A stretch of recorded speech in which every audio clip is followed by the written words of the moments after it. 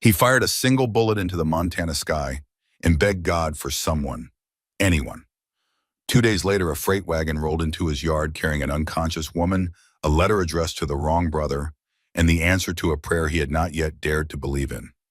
Now here is how that story began. She lay unconscious among sacks of flour and crates of supplies in the back of a freight wagon, her face pale as bone china, and covered in a sheen of sweat, her navy blue dress worn and powdered with the red dust of Montana territory. The freight driver said she had been walking through the high desert of Montana in the punishing heat of October, with nothing but a small traveling bag clutched to her chest. The letter tucked inside her bodice bore a name, Caleb Calloway. But Caleb was not the one who carried her inside. The man who lifted her from that wagon bed, who laid her gently on his own bed and pulled his mother's quilt over her trembling body, who sat beside her through the long fever darkness and would not leave, was Silas. And from that moment forward, nothing in his life would ever be the same again.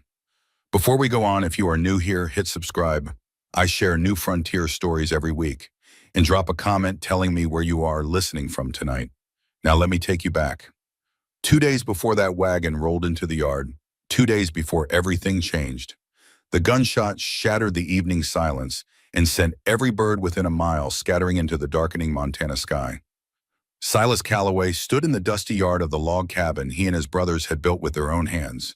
The revolver still pointed at the heavens, a thin ribbon of gun smoke curling upward into the cold October air. He had just fired a single round straight into the sky while shouting a prayer to God that he desperately hoped someone, anyone would hear. His hands trembled as he lowered the weapon. Silas was not a religious man, had never really been one, but lately he found himself talking to the empty sky more often than he cared to admit, talking to it because there was no one else to talk to, because the silence on this mountain had become so thick and so heavy that some nights it pressed down on his chest until he could barely draw breath. At 28 years old, Silas Calloway had built something real on the slopes of the Bitterroot Mountains, a 5-room cabin of hand-split pine and riverstone, a barn that could shelter 6 horses through the worst of winter, 40 head of cattle grazing on the steep meadows above the tree line, fence lines that stretched for miles across terrain so rough that every post had to be set by hand, every rail notched with an axe. He had done all of this through sheer force of will and the kind of back-breaking labor that turns a young man old before his time. But the achievement felt hollow because there was no one to share it with, no one sitting across from him at the dinner table, no one to hear about his day or tell him about theirs, no one whose presence in the house would make it feel like something more than a place where 3 men ate and slept and worked and waited for nothing in particular. His parents had died of a fever 5 years ago in the winter of 1873, the same winter, 2 weeks apart. His mother went first quietly in the small hours of a January morning. His father followed as though he had simply decided that a world without her was not a world worth inhabiting. Silas was 23 then. He was the one who dug the 2 graves in the frozen ground, swinging the pickaxe until his hands bled and the blisters split and froze. Josiah, 20 years old, stood watching in silence, his green eyes fixed on the dark earth as though memorizing something terrible. Caleb, just 17, wept openly and without shame. Since that winter, Silas had carried everything. The weight of 2 younger brothers who needed feeding and sheltering and guiding into manhood.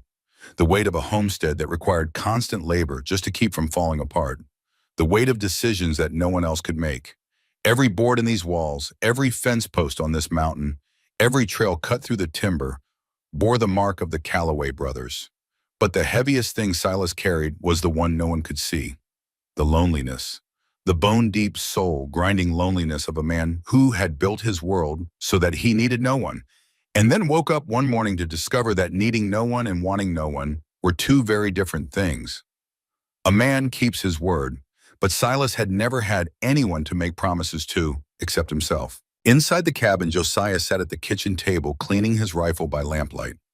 He looked up when Silas came through the door, those sharp green eyes reading everything in a single glance, but he said nothing. Josiah rarely needed to ask questions. He could read the truth in the set of a man's jaw, in the way someone held their shoulders, in the smallest shift of weight from one foot to the other. On the table beside him sat a small wooden carving, half finished, a deer emerging from a block of pine.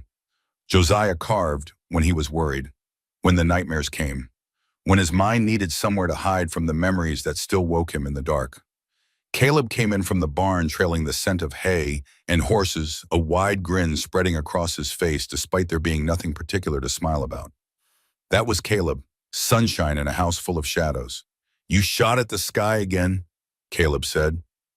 Star nearly jumped clear over the fence. Star was his favorite mare. A wild Mustang he had broken himself 2 summers ago, patient and stubborn in equal measure, the way Caleb was with every animal he touched. He crossed the room and laid a hand on Silas's shoulder.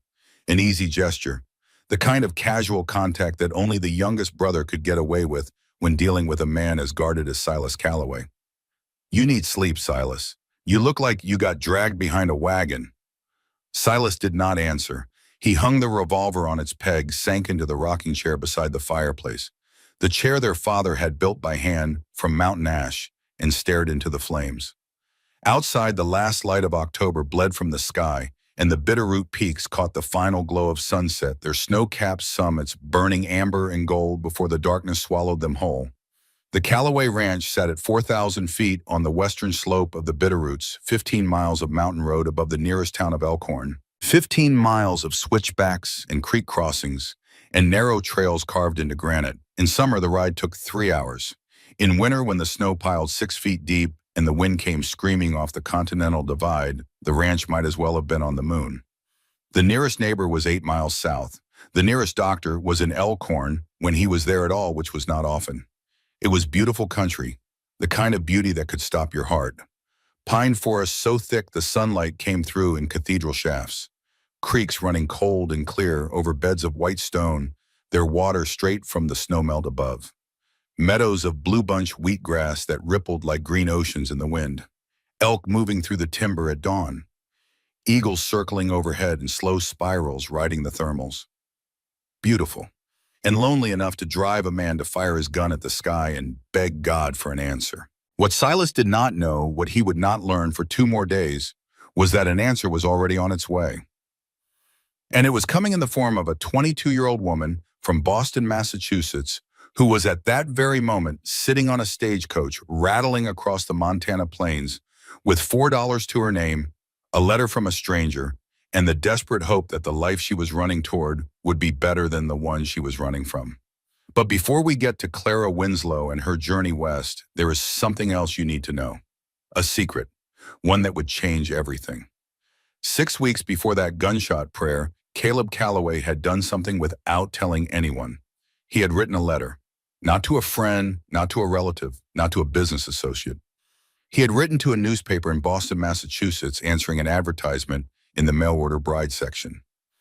He had used his own name. He had described the ranch honestly, the mountains truthfully, the isolation without sugarcoating. But he had written the letter with one specific purpose in mind. He was not looking for a wife for himself. He was looking for a wife for Silas. Caleb knew his eldest brother, knew him better perhaps than Silas knew himself. He knew that Silas would never write such a letter on his own. Too proud, too stubborn, too accustomed to loneliness to believe he deserved anything else, too afraid of rejection to risk the asking. But Caleb also knew that the loneliness was eating Silas alive from the inside, turning him into a harder and more brittle version of himself with each passing season, and if something did not change soon, Silas would become a shell, a man going through the motions of living without actually being alive. The letter Caleb wrote was careful, honest, warm in the way that Caleb was naturally warm, with an easy humor and a directness that made people trust him on instinct. "I will not promise you an easy life.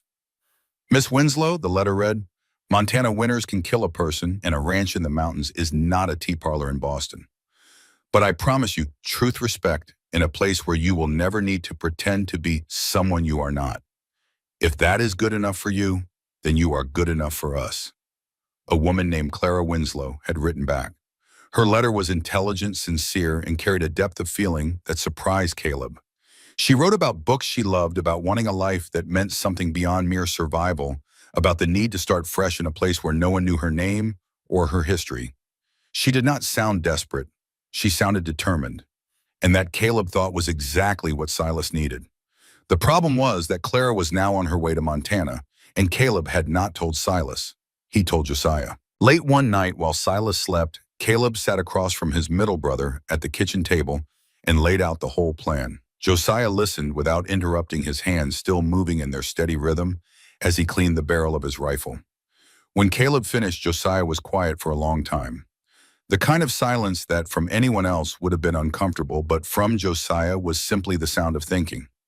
"Silas will lose his mind," Josiah said finally. "I know." Another silence, then quieter. "But you are right, he needs this." Josiah agreed to keep the secret. If Silas found out beforehand, he would write a cancellation letter so fast the ink would not have time to dry. Now let me tell you about Clara. She sat in the stagecoach as it rattled westward across the Montana plains, her small traveling bag clutched on her lap, her knuckles white around the handles. Everything she owned in this world was inside that bag. 2 changes of clothes, both practical. A book that had belonged to her mother, the pages soft as cloth from years of reading. The letter from Caleb Calloway. And $4. $4 between herself and absolute destitution. Clara Winslow was 22 years old. She had honey blonde hair that fell past her shoulders in loose waves, partially pinned up in a modest style that was already coming undone in the dry wind. Her eyes were cornflower blue, large and expressive, framed by long, dark lashes. She had a heart-shaped face with delicate features, a small, straight nose, and full lips that were currently pressed together in a thin line of determination. She was small, 5'3", slender. The kind of build that people mistook for fragile until they saw the iron in her spine. She looked out the window at the vast emptiness of Montana and felt both liberated and terrified in equal measure. Every mile that carried her farther from Boston was a mile closer to freedom. But freedom, she was learning, looked an awful lot like nothing. No houses, no church steeples, no cobblestone streets. Just grass and sky in distance stretching to the edge of the world. Her parents had died when she was 19. Fever, the same kind of fever that took so many in the crowded streets of the city. They left her a small inheritance and nothing else. No family except a distant aunt who had moved west years ago. No prospects except the charity of strangers. The Harwell family of Boston took her in. She became a governess for their young children. A respectable position, a roof over her head. She should have been grateful. And she was, at first. But then Edward Harwell, the eldest son, decided he wanted her. Not the way a man wants a woman he loves, the way a man wants a painting for his wall, or a horse for his stable, something beautiful to own and display. He arranged the engagement without asking her opinion, the way he arranged everything with the quiet certainty of a man who had never been told no by anyone in his life. Clara, pressured by obligation and the suffocating weight of gratitude, agreed. For a while, but as the wedding approached, she saw the truth more clearly with each passing day. Edward did not want a wife. He wanted a possession, a decorative object that would smile and nod and never have an opinion about anything that mattered. And Clara Winslow, whatever else she was not an object. 2 months before the wedding, she broke the engagement. The Harwell family erupted. Ungrateful, they called her. Selfish. Foolish. Edward's reaction was colder, more precise, more frightening. "No one walks out of my life until I say so, Clara," he said, his gray eyes flat and unblinking. "You will regret this." She used the last of her parents' inheritance to buy passage west, answered the mail-order bride advertisement, and ran. Not just from Edward, from the version of herself that Boston wanted her to be. And now here she was, rattling toward a town called Elkhorn to meet a man named Caleb Calloway, praying that the words in his letter were true, praying that somewhere at the end of this journey there was a place where she could finally stop running and start living. The stagecoach broke an axle 15 miles east of Elkhorn. The driver cursed, climbed down, examined the damage, and delivered the verdict. A day at least to make repairs, maybe 2. Clara looked at the empty road stretching westward. 15 miles. In Boston, 15 miles meant passing through half a dozen towns and villages. Surely here it could not be so different. Surely she could walk it in a few hours. It was, she would later admit, the most foolish decision of her entire life. The October heat in Montana is a deceptive thing. Dry and relentless, the sun beating down from a sky so blue, it hurts to look at the wind hot and gritty with dust. Clara walked for 2 hours before the water she carried ran out. She walked for another hour in shoes made for Boston sidewalks, not Montana roads, feeling the blisters rise and burst on her heels. The landscape, which had seemed so vast and beautiful from the stagecoach window, now seemed hostile and endless. No shade, no water, no sign of human habitation in any direction. Just grass and rock and scone. Her vision began to blur. Her legs felt heavy, as though she were walking through deep water. Her thoughts scattered like startled birds. And in that moment of desperation, Clara Winslow did something she had not done since the night her mother died. She prayed, "Please, God, give me one more chance. Let someone find me. Give me a place where I belong." Then the ground tilted sideways and she fell. Two prayers. Two strangers.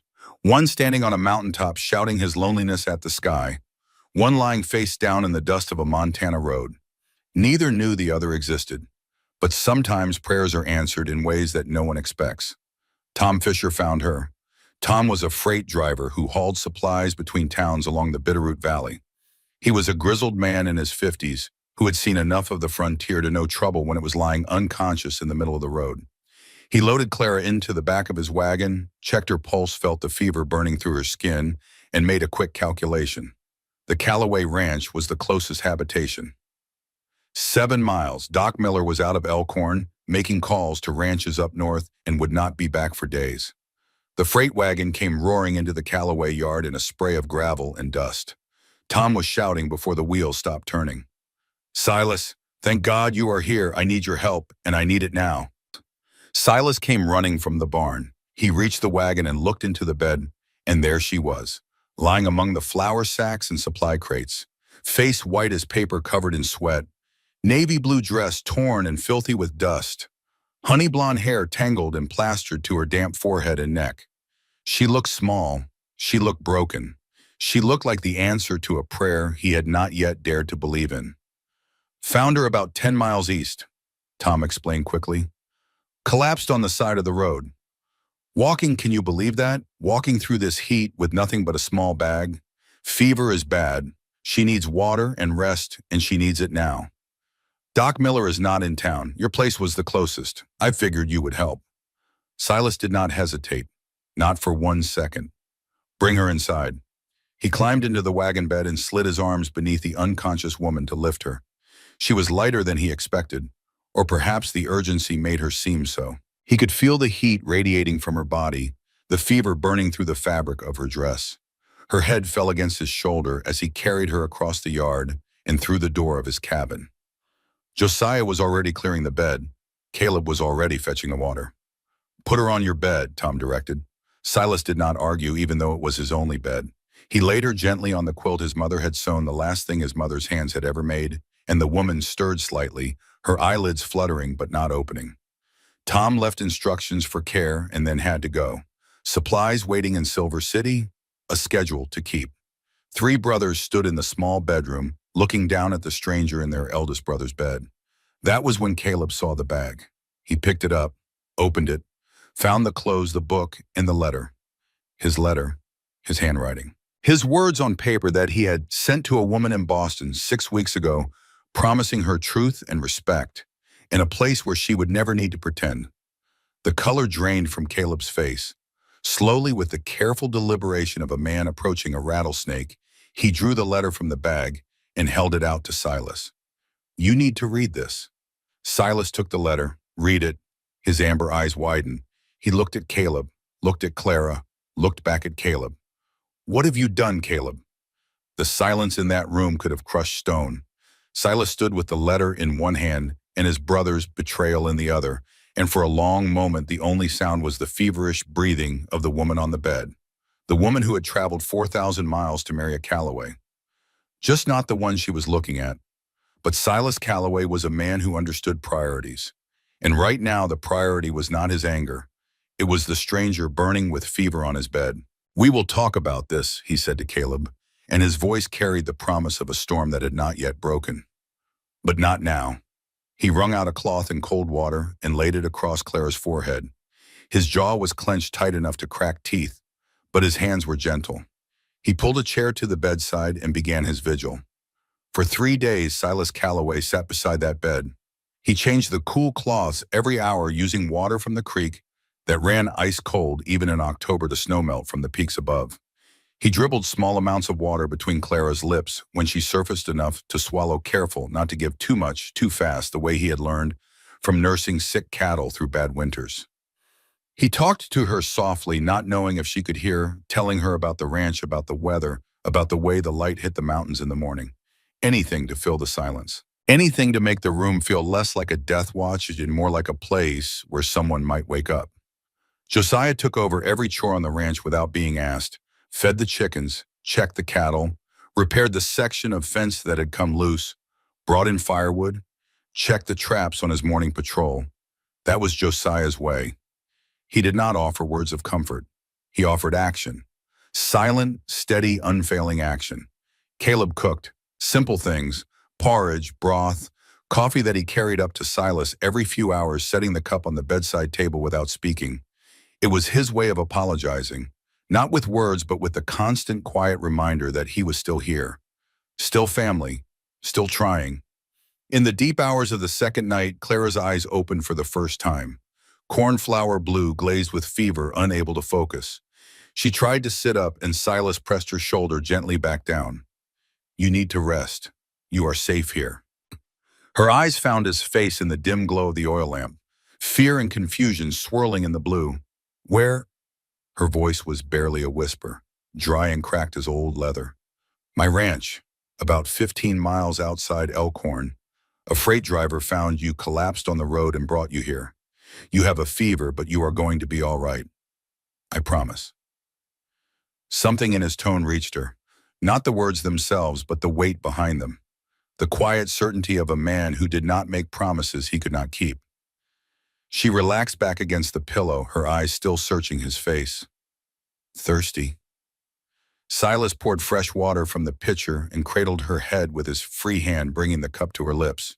His hand was enormous, calloused and scarred across the knuckles, the hand of a man who had spent his entire adult life working with wood and iron and stone. But he held her head as though she were made of glass, and Clara, even through the fog of fever, registered the incongruity. This gentleness from these rough hands. She drank the entire cup. He would not let her have more. A little more soon, he promised. She nodded weakly, and her eyes drifted closed. The fever broke in the early hours of the third morning. Silas, who had dozed off in the chair beside the bed, woke to find Clara watching him in the pale gray light that filtered through the window before dawn. The frightening flush was gone from her face, replaced by a more natural pallor, and her eyes were clear and alert. Hello, she said softly, a hint of embarrassment in her expression. I am sorry for the trouble. Silas stood quickly, stiff from 3 nights in a wooden chair. No trouble at all. How are you feeling? Like someone who walked through a desert in October without enough water. A faint smile crossed her face. Which is exactly what I did. Foolish of me. And then came the moment that shifted everything between them. Clara asked him why he had cared for her. A complete stranger. She asked it directly without softening the question, and Silas heard in her voice something that surprised him. Not gratitude. Suspicion. That is what a decent man does, he said simply. Clara was quiet for a long moment, studying his face the way a person studies a contract before signing. Then she spoke, and for the first time Silas heard the sharp intelligence behind the delicate features in the fever-weakened voice. In Boston, I lived with people who called themselves decent. They gave me a home, clothes, and education. But every act of decency came with a price they collected when it suited them. She paused. Your decency, Mr. Calloway. What does it cost? He looked at her then, really looked, and understood that this was not the helpless girl he had assumed her to be. This was someone who had been hurt enough times to stop believing in kindness that came without strings.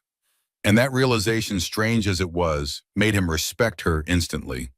No cost, he said, except that when you are well, I will need you to explain the letter in your bag, the one addressed to my brother Caleb. On the 4th day, when Clara was strong enough to sit up and take solid food, Silas gathered his brothers around the kitchen table for a reckoning.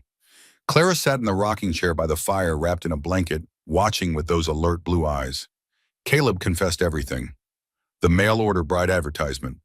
The letter written in his own name, but meant for his brother. The plan to find a wife for Silas because Silas would never find one for himself. He laid it all out plainly without excessive apology because he believed in what he had done. You fired a gun at the sky and prayed for companionship, Caleb said, looking directly at Silas. I heard you. Josiah heard you. The whole mountain heard you. I just helped God answer that prayer. Silas's anger was the dangerous kind, not hot, cold, controlled. The kind that came from a man who was accustomed to bearing things alone and did not appreciate having his loneliness exposed for everyone to see. You decided for me, he said, without asking me. Josiah, who had been silent throughout, spoke a single sentence. Caleb was right, but next time ask first. And then Clara spoke. And what she said in that moment defined who she was for the rest of this story. She had been listening. She understood the situation. She had traveled 4,000 miles to meet one man and instead found three. The man she thought was her prospective husband turned out to be a matchmaker who had never asked permission. She had every right to weep, to rage, to walk out the door. Instead, Clara looked at each of the Calloway brothers in turn, Caleb with his apologetic grin, Josiah with his watchful green eyes, and Silas standing farthest away, his jaw set like granite, his amber eyes burning with something she could not yet name. In Boston, Clara said, her voice steady and calm in a way that none of them expected. Everything in my life was decided for me. What I wore, what I said, who I would marry. I traveled 4,000 miles to escape that. So I will not let anyone, including the three of you, make my decisions now. She looked directly at Silas. Mr. Calloway, do you want me to stay? Because if you do not, I will find another way. But I want to hear the answer from you, not from your brother. Caleb, standing by the stove, stopped breathing. Three enormous men, each well over 6 feet, each broad enough to fill a doorway, were being pinned in place by a woman barely 5'3", wrapped in a blanket, who had the audacity to look the biggest of them straight in the eye without flinching. Silas was caught completely off guard. He had prepared himself for tears, for fear, for anger. He was not prepared for composure, for intelligence, for a pair of cornflower blue eyes that demanded truth the way other eyes demanded pity. This woman, thin and hollow from fever, wrapped in a blanket like she was wearing a tent, possessed a will stronger than most men he had ever known. You can stay, Silas said. His voice came out rougher than he intended. At least until you decide what you want. You will have your own room. No one will touch you. No obligations beyond what you choose. This is where you belong, Caleb added, half hopeful, half apologetic. Clara nodded once. Then we have an arrangement. I stay, I cook, I manage the house. You teach me how to survive out here, and we see where it leads. The first morning, Clara was well enough to walk the property Caleb gave her, the tour. He showed her the cabin with its 5 rooms that smelled of pine resin and oak smoke, and candle wax, the kitchen with its cast iron stove that weighed 200 pounds and had taken all 3 brothers to haul up the mountain. He showed her the barn where 6 horses stood in their stalls, including Star, the wild Mustang mare, who nuzzled Caleb's hand like a house cat. He showed her the well that Josiah had dug by hand over 2 summers, 40 feet deep, the water so cold it made your teeth ache. The root cellar, the smokehouse where Josiah cured venison and elk and made sausages that would see them through winter. The small garden where the last potatoes and carrots of the season waited to be pulled before the first hard freeze. Clara took it all in with the wide eyes of someone who had never been more than 3 blocks from a cobblestone street. The smells were different here. Not sewage and coal smoke and horse manure baking on hot pavement, but pine and cold water and wood smoke and earth. The sounds were different too. No clatter of carriages, no shouting vendors, no church bells marking the quarter hours. Just wind, just the creek, just the distant lowing of cattle on the hillside and the occasional cry of a hawk riding the thermals above the ridge. She learned the rhythms of the ranch with surprising speed. Silas rose before anyone built the fire, ground the coffee beans in a stone mortar, and brewed it strong and black. The smell of that coffee, rough and smoky, mingling with the oak fire, would become the smell Clara would associate with the word home for the rest of her life. Caleb fed the chickens and milked the cow, a placid Jersey he had named Duchess. Josiah checked his trap lines and scouted the perimeter, reading the tracks and signs the way other men read newspapers. And by the time breakfast was done, the real work began. Fence mending, wood splitting, moving cattle, repairing the barn roof before winter came howling down from the peaks. Clara burned her first batch of pancakes. Caleb ate them anyway, declaring them character building. She learned to gather eggs from chickens that fought her for every one. She learned that a Montana morning could be 60 degrees at sunrise and below freezing by noon if the wind changed. She learned that the creek water was cold enough to numb your hands in seconds and clean enough to drink without boiling. And she learned slowly through watching and listening and asking questions that showed genuine curiosity rather than polite courtesy, the thousand small details of frontier life that meant the difference between thriving and merely surviving. Caleb taught her to ride, patient and cheerful, picking her up off the ground the third time she fell, without a trace of mockery in his warm amber eyes. "Boston girl," he said, grinning, "a horse is not a carriage. It has opinions of its own." Clara laughed. It was the first time she had laughed since arriving in Montana, and the sound carried across the yard to where Silas was repairing a fence post 50 yards away. He stopped, hammer raised. Something about that laugh, warm and unexpected and real, made the tightness in his chest ease by a fraction. Clara taught Caleb to read better in the evenings by the fire, using her mother's book as a textbook. Caleb could manage words, but he was slow sounding out syllables like a boy half his age. Clara was patient with him, the way good teachers are, correcting without condescension. Josiah, uninvited, sat in the corner and listened quietly, filing away new words. Josiah taught Clara to read the woods, silently, practically. He showed her bear tracks in the mud by the creek, showed her the difference between a rattlesnake and a bull snake, taught her which sounds in the forest were normal and which meant danger. When she asked how he knew so much, he answered with the brevity that was his trademark. "The mountain teaches, if you live long enough to learn." Then the first storm came. Josiah saw it first.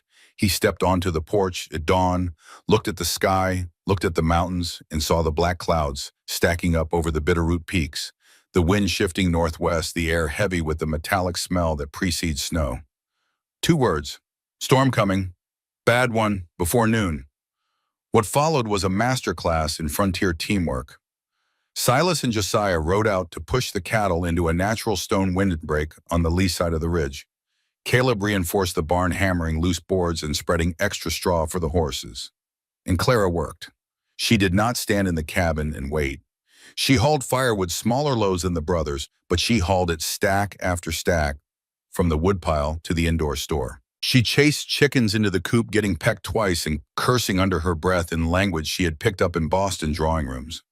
She had hot soup ready on the stove when they all came stumbling in, red-faced and half-frozen, stamping snow off their boots. They sat around the kitchen table, soup steaming, fire roaring, snow falling so thick through the windows that they could not see the barn 20 yards away. 4 people who had been strangers weeks ago huddled together against the storm, and for the first time since Clara's arrival, the cabin felt like something more than a house. It felt like a home. Josiah, who almost never spoke during meals, looked down at his bowl and said 2 words, "Good soup." From Josiah, that was the equivalent of a standing ovation. Clara smiled. Caleb hooted. Josiah complimented, cooking marked the calendar. And Silas, the most guarded of them all, allowed the faintest smile to cross his face, hidden behind his coffee cup. "We will get through this," Silas said. A simple sentence aimed at the storm, but meaning something deeper. Something about all of them in this cabin together. Something about the future. She was learning to live on this mountain, but the mountain was not done teaching, and the next lesson would change everything between Clara and Silas forever. One clear morning, a week after the first snow, Clara was alone by the chicken coop when the black bear came. Not a grizzly, a black bear, young and curious, drawn by the smell of grain. But to a woman from Boston who had never seen anything more dangerous than a runaway carriage, it might as well have been a dragon. Clara froze. The bear stopped 20 feet away, sniffing the air. Every instinct she had was screaming at her to run, but her legs would not obey. She could not move, could not breathe. Then Silas was there. He came from the barn like a force of nature, assessing the situation in a single heartbeat, and stepped between Clara and the bear. He did not draw his gun. Instead, he spread his arms wide at his full height of 6'5" and roared. A sound that came from somewhere deep in his chest, primal and enormous. A sound that shook the morning air and made the ground seem to vibrate. The bear, confronted with something that appeared even more dangerous than itself, wheeled around and crashed back into the tree line. Silas turned, and for the first time since Clara had known him, the concern on his face was completely unhidden. "Are you all right?" He put his hand on her shoulder. A big hand, calloused, warm. Clara, still trembling, looked up at him. The distance between their faces was only inches. Amber eyes met cornflower blue. And in that moment, something shifted between them. Something that could not be taken back. "I am fine," she said. "Because of you." Silas pulled his hand away quickly as though her shoulder had burned him. "Do not go out alone, not yet." Then he turned and walked fast toward the barn, and Clara watched him go, her heart hammering so hard she could feel it in her fingertips. After that day, small things began to change. Silas cut his hair neater, changed into a clean shirt before dinner. And every evening when he rode back from checking the cattle on the upper pasture, he brought wildflowers. Not a bouquet, just a few stems, whatever was blooming despite the cold. He placed them on the windowsill of Clara's room without saying a word. Caleb nearly commented on this new habit, but Josiah kicked him under the table before the words could form. Clara, for her part, began transforming the cabin from a place where men lived into a place where people lived. Curtains she sewed from fabric bought in Elkhorn, cushions for the hard wooden chairs, a cloth for the dinner table. And the thing that moved Silas most of all, she found the one remaining photograph of his parents, carefully framed it in a wooden border that Caleb carved, and hung it on the wall of the front room where everyone could see it. When Silas saw his parents on the wall, he stood very still for a long time. He did not speak. But that evening, the wildflowers on Clara's windowsill were larger than any day before. Their first real argument came over a visit to Elkhorn. Silas said she needed to stay with her aunt for propriety's sake. A single woman living with 3 unmarried men was not something polite society would approve of. "I do not need approval," Clara said, her voice going cold. "I spent my whole life living by other people's rules. I came here to live by mine. I am trying to protect you. I do not need protection from gossip. I need to not be a burden." Silence. Then Silas spoke softer. "You are not a burden, Clara." It was the first time he had used her given name. She looked at him, the anger draining away, replaced by something warmer and far more frightening. "Then do not decide for me.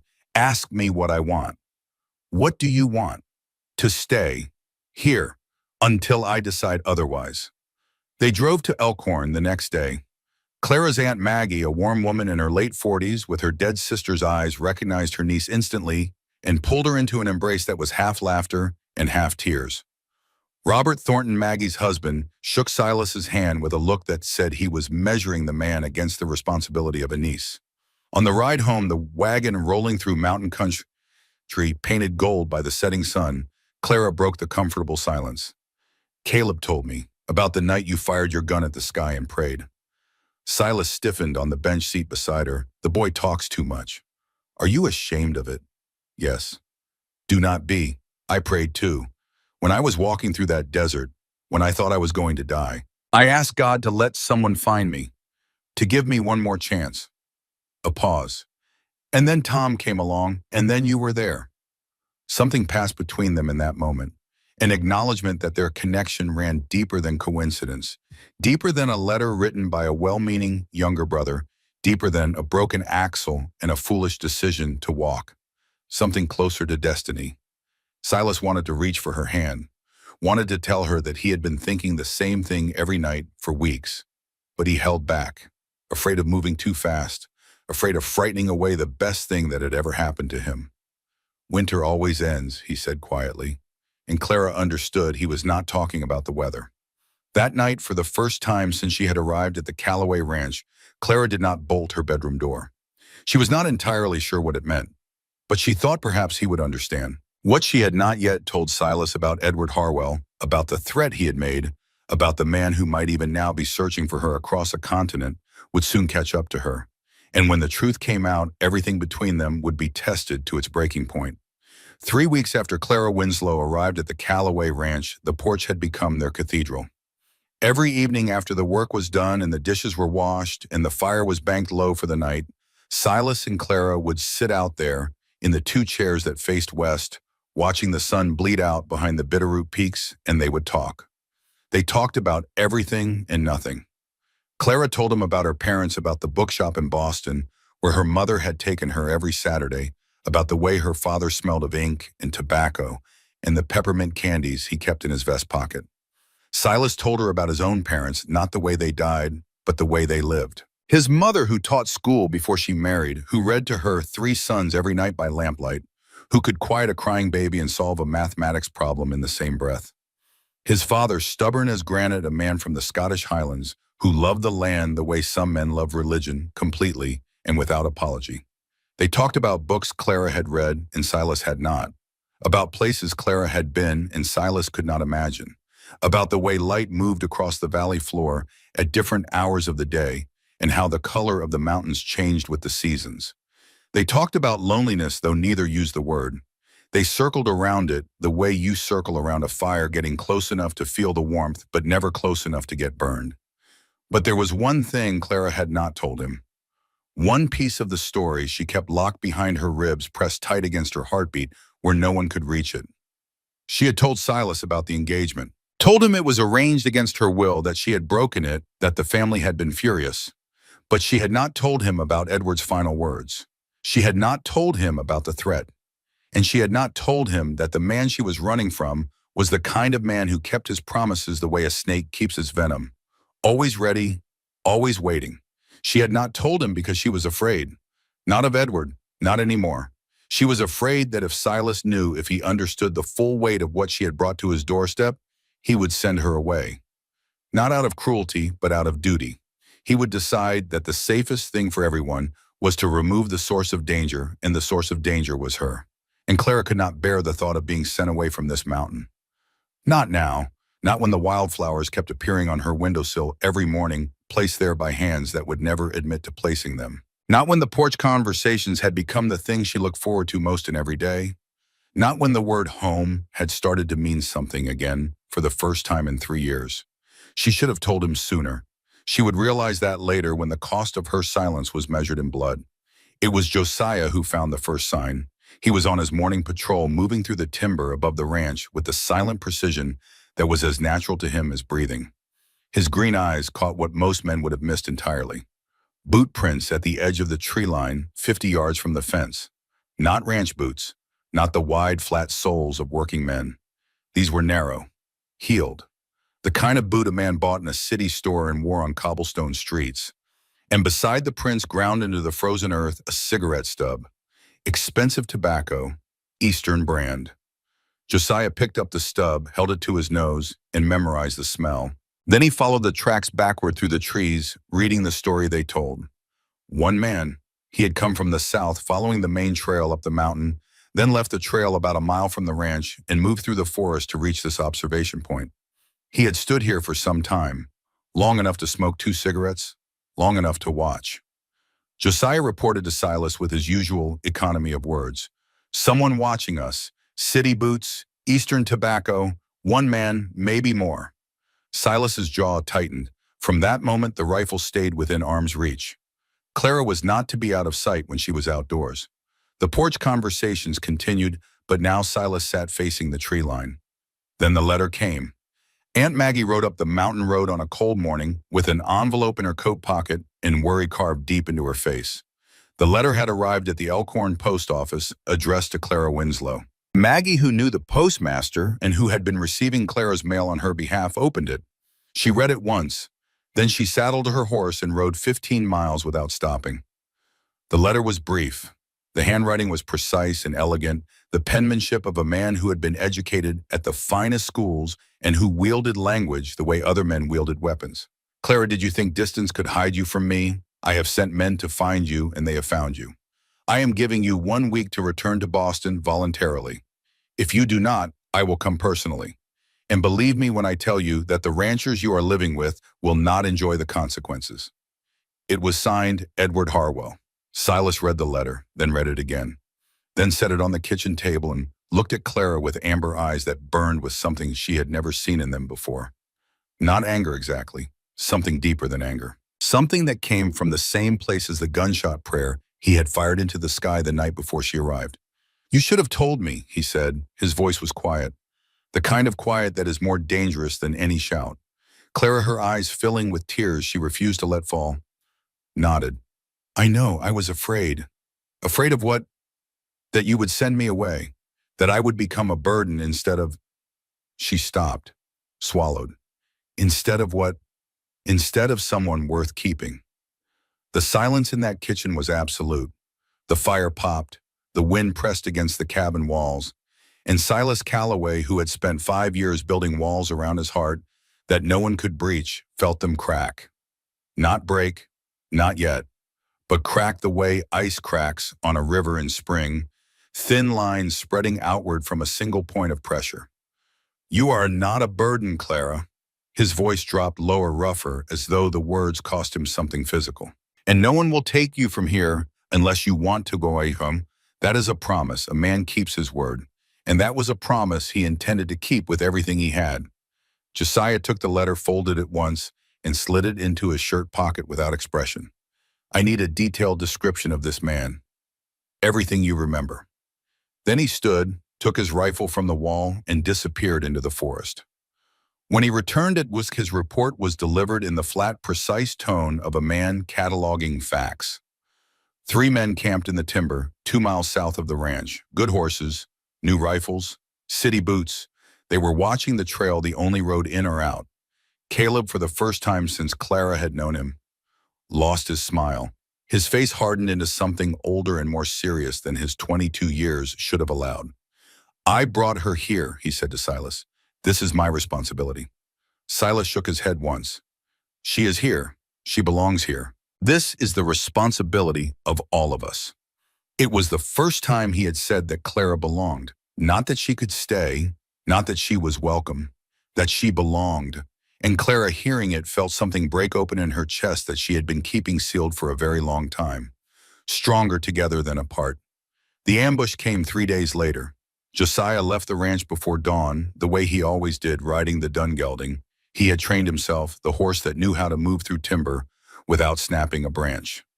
He carried his father's Winchester, the stock worn smooth, where generations of hands had gripped it. His intent was to track the watchers, to learn their patterns, to understand their movements well enough to predict their next step. He found their new observation post on a rocky outcrop above the main trail, the only road that connected the Calloway Ranch to the valley below. The boot prints were clearer here. 2 men this time, not one. Heeled boots, the soles barely scuffed, bought recently, never worn on rough ground before this week. Fresh cigarette butts beside a flat stone that had served as a seat. They had been here since before dawn. Josiah felt the danger before he understood it. It was a sensation that years of living in wild country had refined to an instinct as reliable as sight or hearing. The forest changed when a predator was near. The birds went silent. The wind carried a metallic edge that did not belong to the mountain. Something in the quality of the air itself shifted, became charged the way it does before lightning strikes. He started to turn his horse. 1 second too late. The first rifle shot came from the pine cover 30 yards to his left. It struck the gelding in the neck, and the animal went down hard, its legs folding beneath it. Josiah was thrown from the saddle, hitting the frozen ground with a force that drove the breath from his lungs. The second shot found him while he was still falling, punching through the muscle on the left side of his rib cage, grazing the 10th rib. The pain was immediate and enormous, a white-hot line of fire that traced from his side to his spine. But Josiah Calloway had been surviving on this mountain since he was 20 years old. Pain was familiar. Panic was not an option. His body responded before his mind caught up, rolling behind the trunk of a ponderosa pine 3 feet wide, dragging the Winchester with him, his left arm pressed against the wound to slow the bleeding. His hands were shaking, but his grip on the rifle was steady. Instinct was stronger than agony. He fired twice, not to kill, to suppress, to buy time. The shots crashed through the branches where the muzzle flashes had appeared, and the sharp crack of splitting wood told him he was close enough to make the attackers think twice. They retreated. Josiah heard the sound of boots crashing through undergrowth, moving away, heading south. He tore a strip from his shirt and bound it around his midsection, pulling it tight enough to make his vision gray at the edges. The bleeding slowed but did not stop. He began crawling toward the ranch, dragging himself across the carpet of pine needles and frozen leaves, leaving a trail of dark red on the earth behind him. Half a mile. That was all he needed, half a mile. He made it about 400 yards before his body quit. He rolled onto his back on a thin crust of early snow and stared up at the sky through the pine branches, his rifle still clutched in his right hand, because a Callaway did not let go of his weapon and his green eyes began to close. Silas heard the gunshots from the ranch. 2 distant reports, then 2 more, the sound rolling across the valley like far-off thunder.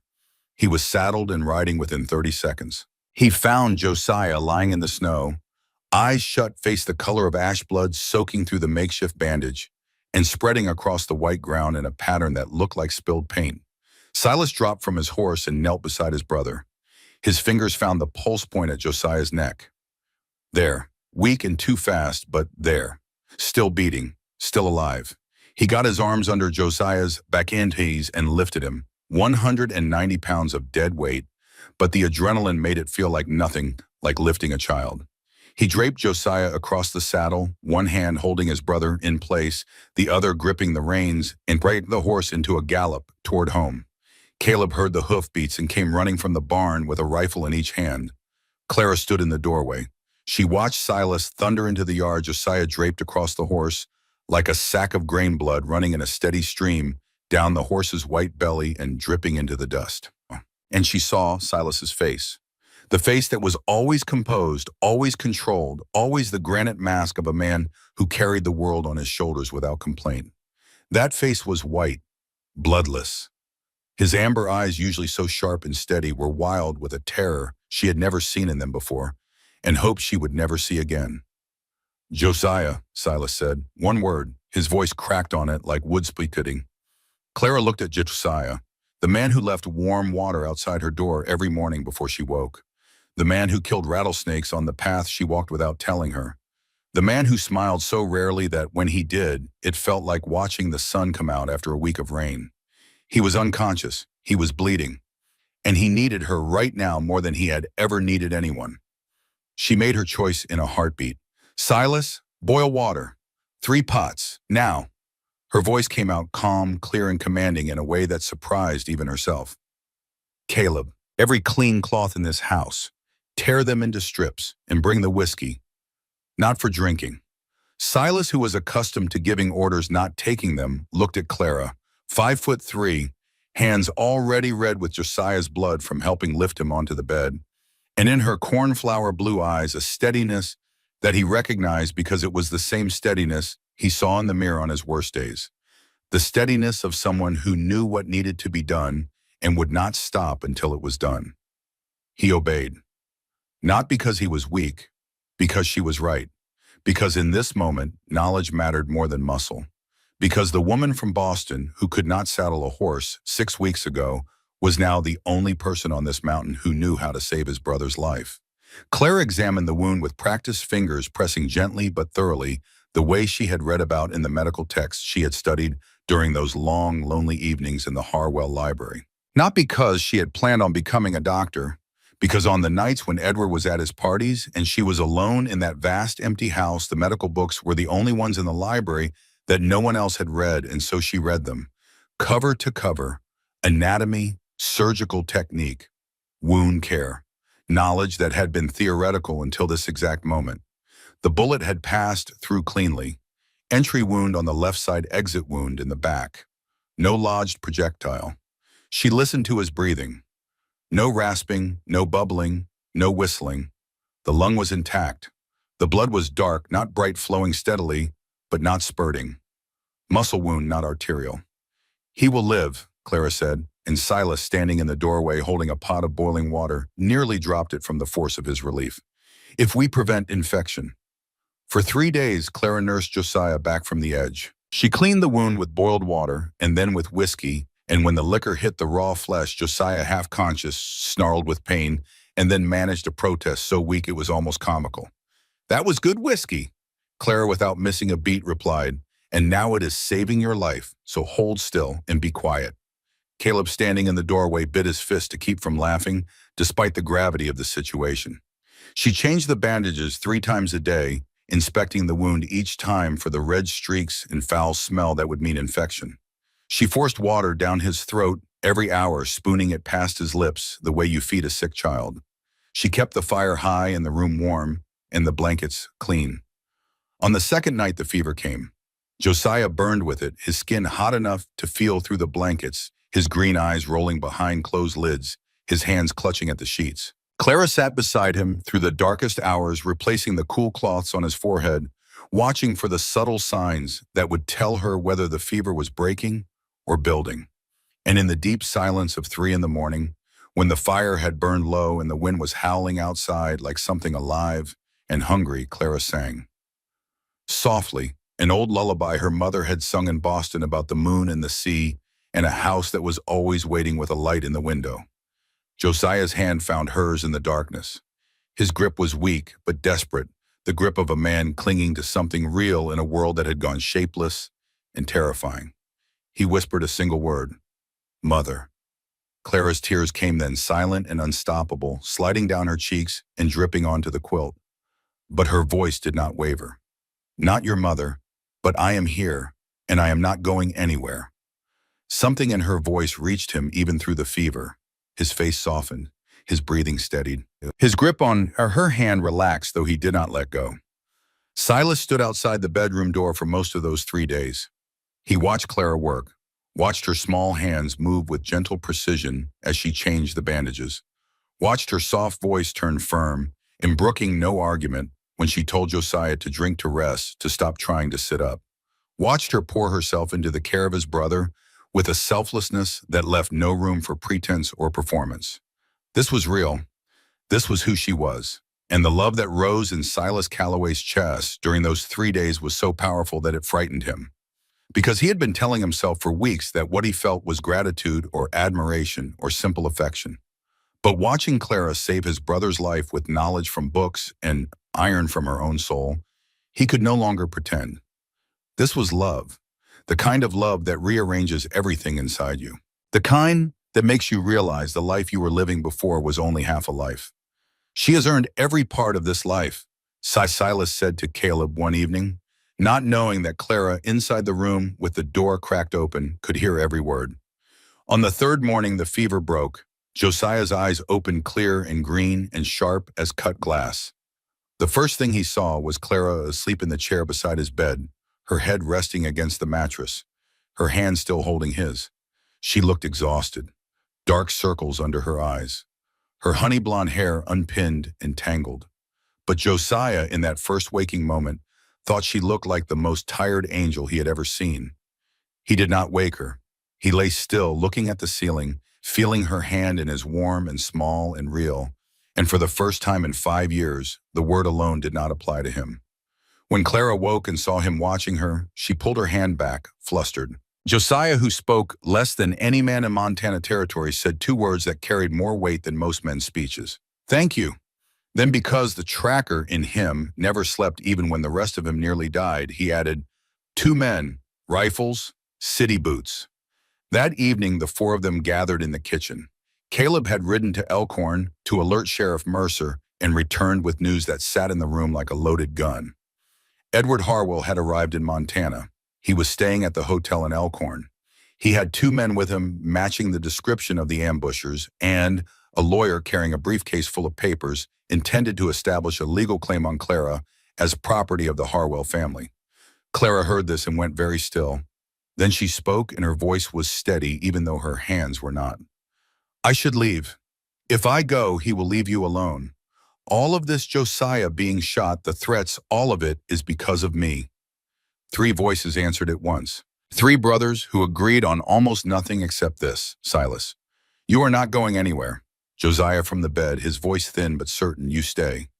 Caleb, "I did not bring you here to let you go." And then Silas said what he had been holding inside for weeks.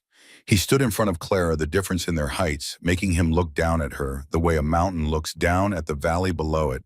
And he spoke with a voice that trembled with the effort of saying words he had never said to any living soul. "Clara, I prayed for companionship. I prayed for someone to share this life with. And then you appeared exactly like an answer straight from heaven. I tried to keep my distance, tried not to hope, tried to protect myself from being hurt, but I cannot do it anymore. The fire crackled, the wind pushed against the walls, the whole cabin seemed to hold its breath. I love you, Clara, in a way I did not think I was still capable of loving. And I will not let anyone take you from here, not if you want to stay.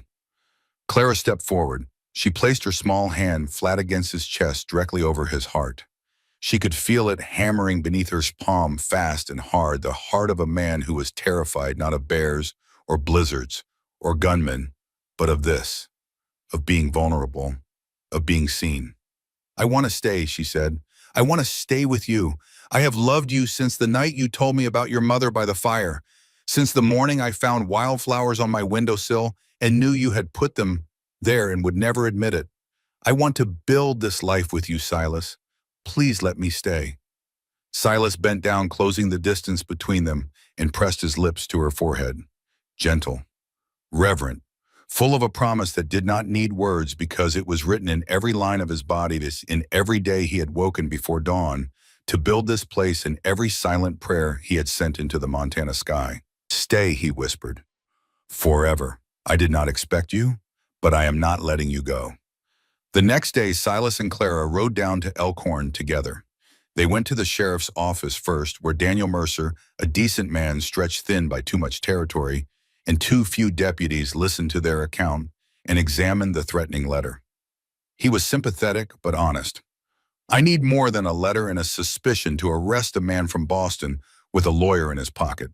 Bring me evidence, witnesses, something I can take before a judge.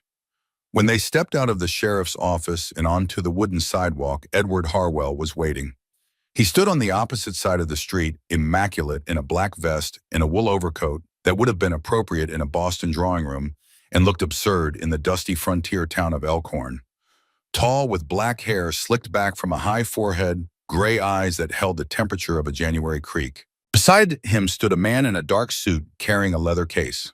The lawyer. Edward crossed the street with the unhurried confidence of a man who owned the ground he walked on. He stopped 10 feet from Clara and smiled. Not a warm smile. The kind of smile a cat gives a mouse when it knows the mouse has nowhere left to run. Clara, you look different. The West suits you. His gray eyes moved to Silas, traveling upward because Silas was considerably taller. Something flickered behind Edward's composed expression. Not fear exactly, an involuntary reassessment.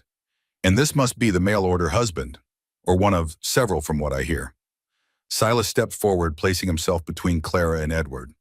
He did not reach for his weapon. He did not raise his voice. He simply stood there, 6'5", broad as a barn door, his amber eyes locked onto Edward's gray ones with the fixed intensity of a man who has already decided how this will end. I know who you are, Harwell. And if you are wise, you will be on the next stage out of Montana and never come back. Edward, to his credit or his foolishness, held his ground. Threats from a mountain rancher, I am trembling. He looked past Silas to Clara. You have 1 week, Clara, 1 week to come back voluntarily. After that, I will use every means available to me, legal, financial, and otherwise. Silas took one more step forward. Edward retreated half a step before he could stop himself. An involuntary flinch in the face of pure physical authority. Then he recovered, straightened his coat, gave a curt nod, and walked away. The lawyer followed, glancing back once with the calculating expression of a man who was already drafting motions. Clara watched Edward go and realized something strange. Her hands were not shaking. Her heart was not pounding. The man who had terrorized her in Boston, who had loomed over her life like a dark cloud for 3 years, looked small here. Small against the mountains. Small next to Silas. Small in a world where strength was measured not in money or social standing, but in what a person could build with their own 2 hands. On the ride home, Silas stopped the wagon at a clearing overlooking the valley. The sunset was doing what Montana sunsets do, painting the entire world in shades of amber and rose and deep purple, the snow on the peaks catching the last light like fire.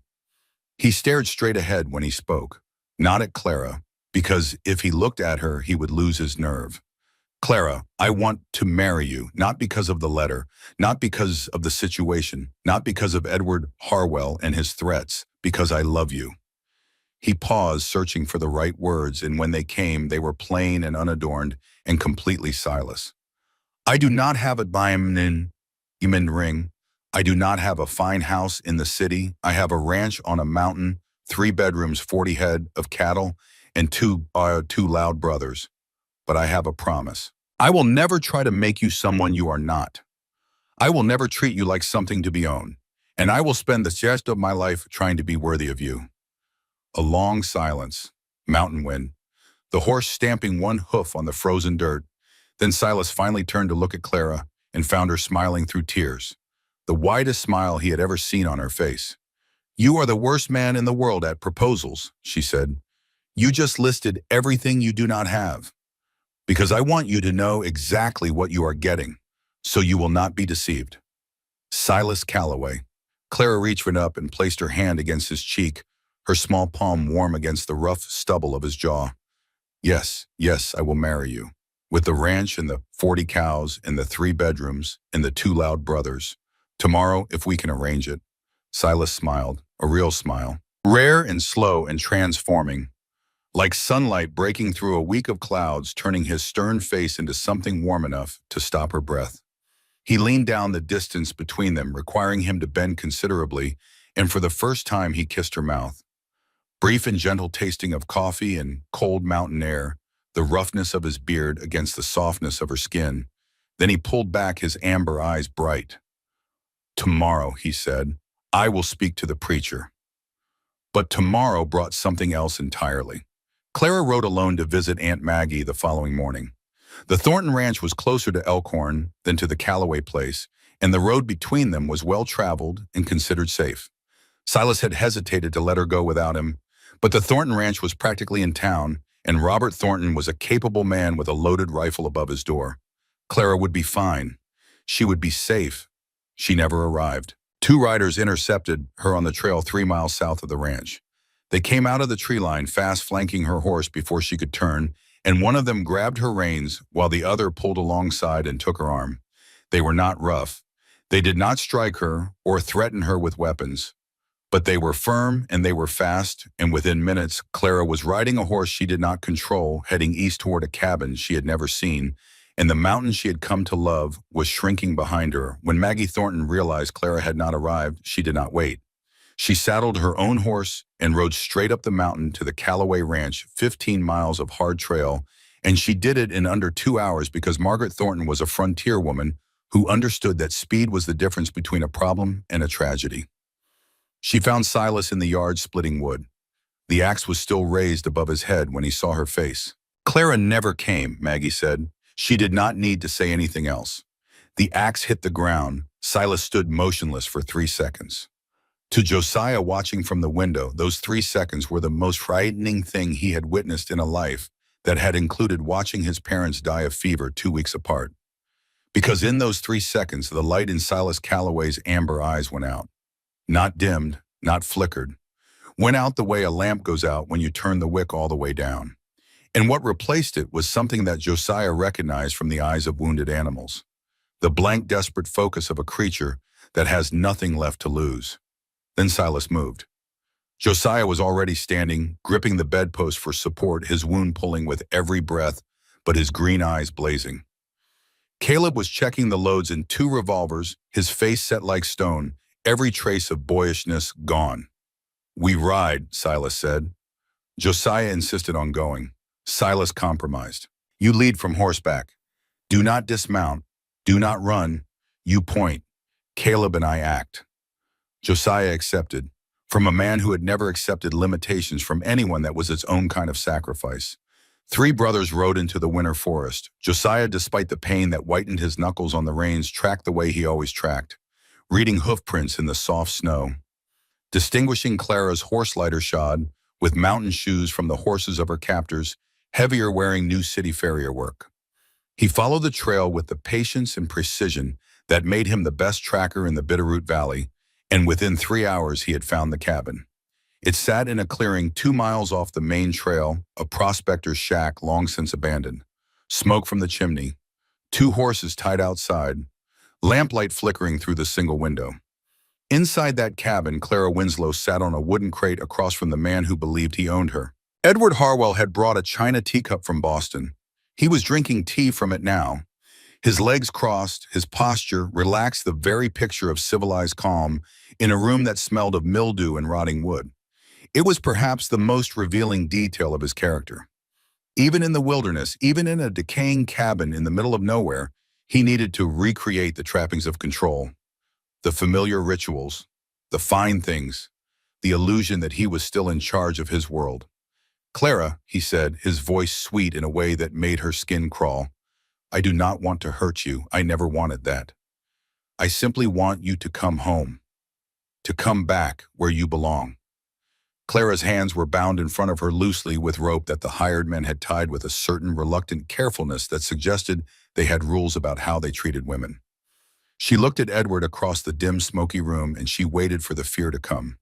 The old fear, the Boston fear. The kind that had kept her silent at dinner parties while he talked over her, that had made her agree to an engagement she did not want, that had made her feel small and powerless and worth nothing more than the decorative function she served.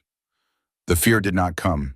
In its place was something new, something that had been growing inside her since the morning she woke up in Silas Calloway's bed, with a stranger's hand holding a cup of water to her lips and a deep voice promising she would be all right. Something that had hardened through weeks of splitting firewood and chasing chickens and riding horses and nursing gunshot wounds and standing in the doorway of a cabin on a mountain and knowing in her bones that this was where she was supposed to be. She was not afraid of Edward Harwell anymore, and that more than anything else told her exactly how far she had come. "Do you know what makes you different from Silas Calloway?" Clara asked. Her voice was calm, remarkably calm. Edward set his teacup on the overturned barrel that served as a table. His gray eyes narrowed. "Silas is stronger than you, taller, braver, more capable in every way that matters out here. But that is not the biggest difference." She paused, held his gaze. "When Silas looks at me, he sees a person. When you look at me, you see a thing. I spent too many years being a thing that belonged to someone else. That is over now." Edward rose from his chair, his face flushed red. Not from shame, from the outraged disbelief that a former governess, a girl with nothing, would dare speak to him this way. "You will regret this." "I already have regrets," Clara said, her voice gaining an edge that would have been unthinkable 6 weeks ago. "I regret being silent for so long.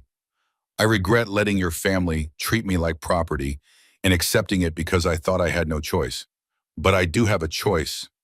I have made it, and I choose Silas. I choose this mountain. I choose the life I am building with my own hands, not the one you want to shove me into." Edward stepped toward her.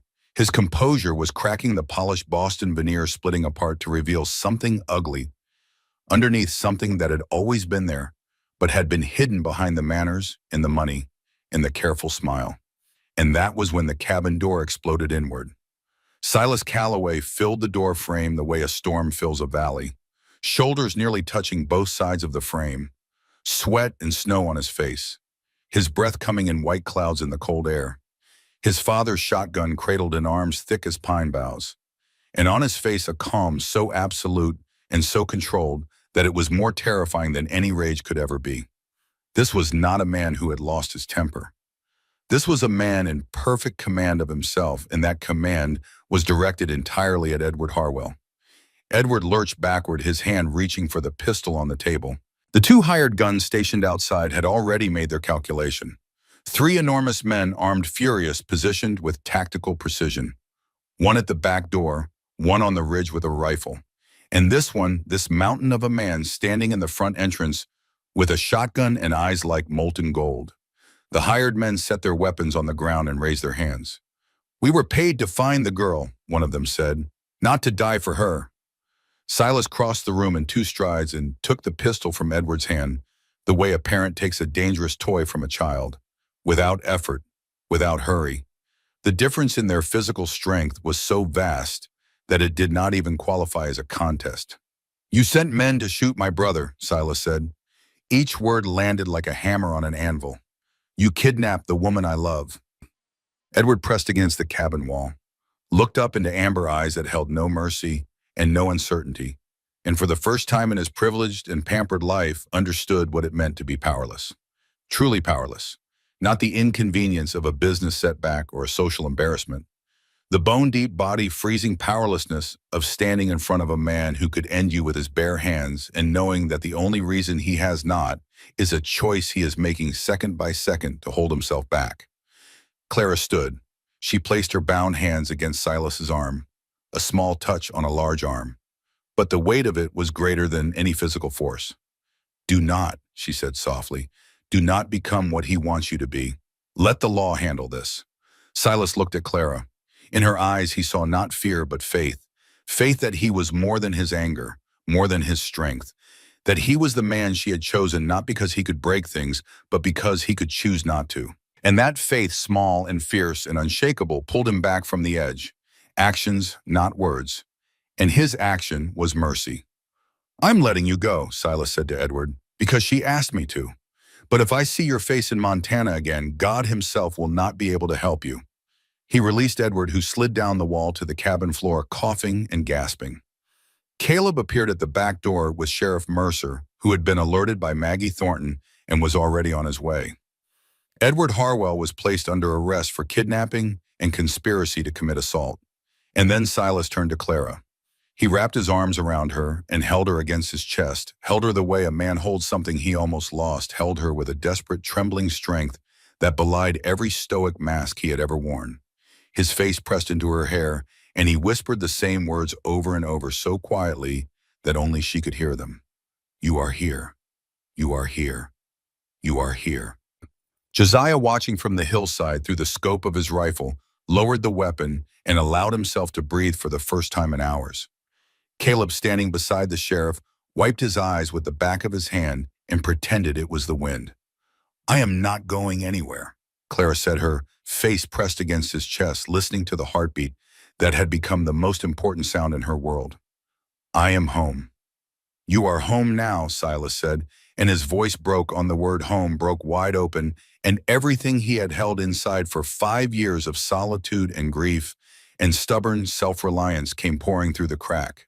But what happened next did not just save Clara. It proved that love, when it is real, can change even the hardest of men. The morning after the rescue, Clara woke in the cabin on the mountain that she had come to think of as hers. Not a borrowed place, not a temporary shelter. Hers. She lay still for a moment, listening to the sounds of the house, and she heard something that made her smile before her eyes were fully open. The clink of a tin coffee pot on a cast-iron stove. The low creak of a floorboard under a heavy boot. The smell of coffee, rough and smoky, mixed with oak fire drifting through the gap under the bedroom door. Silas was up before her. He was always up before her. And for the first time since arriving in Montana, that thought did not make her feel like a guest. It made her feel like she was home. She found him sitting at the kitchen table, his big hands wrapped around a cup, staring out the window at the first gray light of dawn, touching the snow on the Bitterroot Peaks. When she came through the doorway, he turned, and Clara saw something on his face that she had never seen before. Not the careful control, not the guarded distance, not the stern composure he wore like armor. What she saw was peace. The deep, settled peace of a man who had spent the night not watching the ceiling in the dark, not replaying nightmares, not counting the hours until morning, but sleeping, actually sleeping, for the first time in longer than he could remember. "Coffee is ready," he said. A pause. The fire popped softly in the stove. "I sat here for 10 minutes trying to think of something profound to say on the first morning after all of that. But all I came up with is, 'Coffee is ready.'" Clara laughed. Warm and real, the sound filling the small kitchen, the way sunlight fills a room when you open the curtains. Silas smiled in return, and the smile transformed his face in the way it always did when it was genuine, turning the granite into something human and warm and worth loving. Josiah appeared 10 minutes later, moving slowly, his wound still pulling with every step, but his green eyes clear. He poured himself coffee without speaking, gave Clara a single nod that was his version of a warm embrace, and settled into his chair by the window. Caleb arrived last, trailing cold air from the barn, carrying a fistful of wildflowers that had somehow survived the frost. "Flowers for the bride," he announced, holding them up with a grin. A bit dead from the cold, but the spirit is willing. Clara took the frozen flowers and set them in a cup of water on the table, and the four of them sat together in the kitchen that smelled of coffee and wood smoke, and nobody said much because nothing much needed to be said. The storm had passed, they were all still here, and that was enough. The wedding took place on a cold but clear day in late December of 1878 in the small white church in Elkhorn. The church was not much to look at, wooden pews that could hold maybe 40 people. A pot-bellied stove in the corner that the Reverend stoked with pine logs an hour before the service to take the worst of the chill off the air. Windows of plain glass not stained through which the winter light came in clean and white and honest. Aunt Maggie and Robert Thornton stood as witnesses. Robert, who had not said 10 words to Silas in their entire acquaintance, shook his hand before the ceremony and said, "You take care of that girl." It was not a request. It was a condition. Silas met his eyes and nodded once. Josiah stood beside Silas at the altar, his face showing an emotion so rare that the handful of townspeople in attendance did not quite know what to make of it. He was smiling. Not the faint, barely there flicker that passed for a smile in Josiah's daily life. A real smile. Full and unguarded, the kind that reaches the eyes and stays there. Caleb held the wedding ring. A simple gold band that the three brothers had pooled their money to buy from the jeweler in Elkhorn, a man who normally dealt in silver mining supplies and had to send to Helena for a proper ring. Caleb cried through the entire ceremony. The man who laughed more than anyone in Montana Territory could not stop the tears from rolling down his face as he watched his eldest brother, man he had written a secret letter to, stand before God and make promises to the woman that letter had brought. Clara wore a white dress that Maggie had helped her sew. Simple, practical, beautiful in the way that honest things are beautiful without ornament or pretension. Her honey blonde hair was pinned up with a sprig of dried wildflower that Caleb had pressed between the pages of a book weeks ago, saving it for this day without telling anyone. Silas wore his only suit.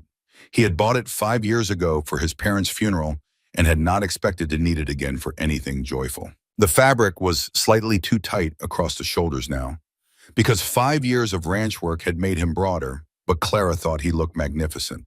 Not because of the suit, because of his eyes. Those amber eyes which she had first seen through the fog of fever, which had watched over her through 3 days of sickness, which had burned with fury when Edward threatened her and softened with tenderness when he placed wildflowers on her windowsill. Those eyes looking at her now across the small church held everything he had never been able to say in words. When Silas slid the gold band onto Clara's finger and kissed her as his wife, something fundamental shifted inside him. A piece he had not known was missing, clicked into place. 5 years of carrying everything alone. 5 years of silence in work, in endurance. And now finally someone to share it all with. The wedding breakfast was held at the Thornton Ranch, where Maggie had prepared a spread of food that seemed impossible for one woman to have cooked, but which she insisted was nothing special. Neighbors came, ranch families from the surrounding valleys, some of whom had ridden 2 hours to be there. Mrs. Patterson from the general store brought a cake she had baked herself. Old Henderson, the rancher, who would later lose $20 to Clara's negotiating skills, brought a jug of apple brandy and a handshake that nearly broke Silas's fingers. And then Caleb brought out the violin. It had been their father's. A battered instrument with a crack along the neck that their father had repaired with glue and a strip of rawhide, and it had not been played since the night before he died. Caleb drew the bow across the strings, and the first notes of a Scottish folk song filled the room. A melody their father had sung to their mother on winter evenings when the world outside was frozen and the world inside was warm. Silas looked at Clara. Clara looked at Silas. And they danced. Badly. Silas had never danced in his life, and his attempt involved a great deal of counting under his breath and stepping on toes and holding Clara as though she were something that might shatter if he gripped too hard. But he tried.